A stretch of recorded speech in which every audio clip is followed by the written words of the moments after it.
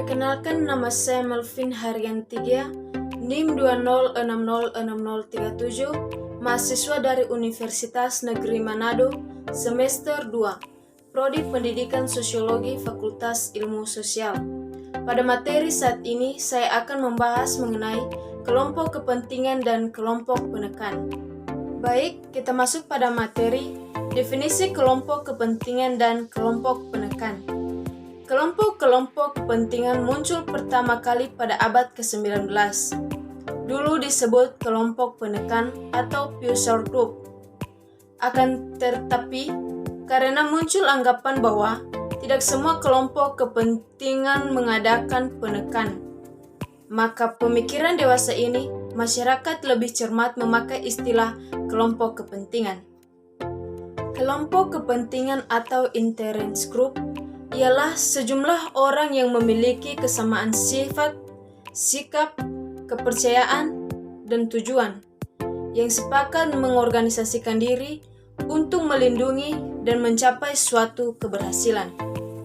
Kelompok kepentingan bertujuan untuk memperjuangkan kepentingan dan mempengaruhi lembaga-lembaga politik agar mendapatkan keputusan yang menguntungkan masyarakat serta menghindari keputusan yang merugikan. Menurut Gabriel Almond, kelompok kepentingan merupakan suatu organisasi yang bertujuan dan berusaha mempengaruhi kebijakan pemerintah tanpa menghendaki untuk duduk di jabatan publik. Baik, masuk kita pada jenis-jenis kelompok kepentingan. Adapun jenis-jenis kelompok kepentingan, yang antaranya itu 1. Kelompok anomik, 2. Kelompok non-asosiasional, 3. Kelompok institusional, 4. Kelompok asosiasional. Baik, saya akan menjelaskan jenis-jenis kelompok kepentingan tersebut. Kelompok anomik merupakan kelompok yang spontan dan tidak memiliki norma atau nilai. Kelompok non-asosiasional merupakan kelompok yang jarang terorganisir dan kegiatannya kadang-kadang dilakukan.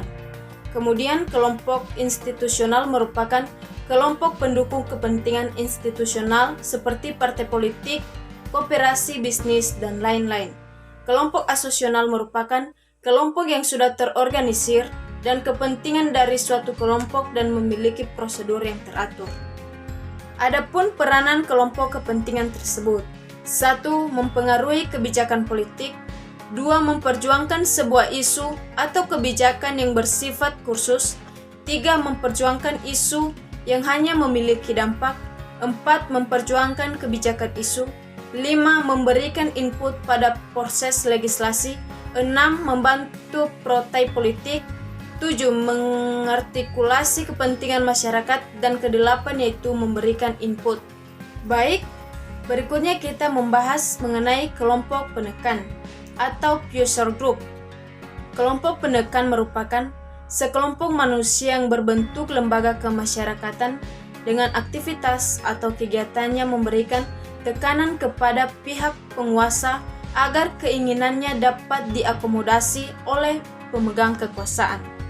Adapun peranan kelompok penekan tersebut, kelompok penekan dapat terhimpun dalam beberapa asosia yang mempunyai kepentingan sama, antara lain yaitu lembaga swada masyarakat atau LSM, organisasi-organisasi sosial keagamaan, organisasi kepemudaan, organisasi lingkungan kehidupan, organisasi pembela hukum dan HAM, dan yang terakhir yaitu yayasan atau badan hukum lainnya.